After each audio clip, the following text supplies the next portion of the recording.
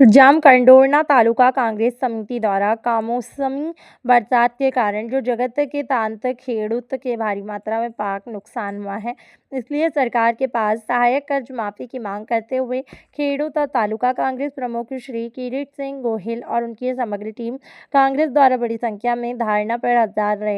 हाजिर रहे हैं और जामकंडोरना ममलतदार कचेरी को आवेदन पत्र भी दिया गया है। હું જામકંડોરણા તાલુકા પ્રમુખ ગોહિલ કિરીટસિંહ અને મારી જામકંડોરણા તાલુકા કોંગ્રેસની ટીમ હતી। આ તારીખ 5/11/2025ના રોજ મામલતદાર ઓફિસે ધરણા અને આવેદનનો કાર્યક્રમ રાખેલો હોય, જે ખેડૂતને કમોસમી વરસાદ પડવાથી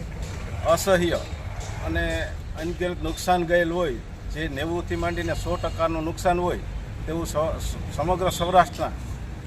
તાલુકે આવેદનનો કાર્યક્રમ રાખેલો હોય અને ખેડૂતને વધારેમાં વધારે આમાંથી સહાય મળે અને સહાય તો નહીં પરંતુ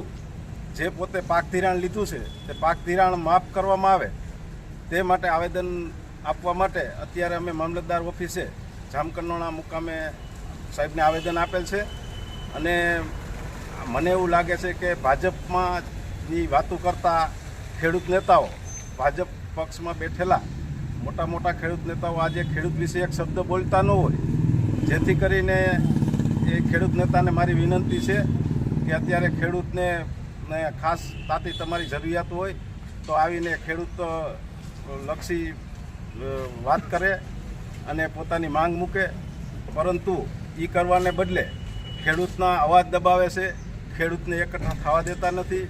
અને ખાસ કરીને મારા કંડોરણા તાલુકાના ખેડૂતના અવાજને રૂંધાવી દેવા માટે આવા પ્રયત્નો કરે છે, જેથી કરીને ખેડૂત કોઈ અમારા ભેગા જરૂરિયાત હોવા છતાંય આવતા નથી। એટલે મારું કામ માનવાનું એવું છે કે ખેડૂતના હકીકત જામકંડોરણા તાલુકામાં નુકસાની ન થયેલું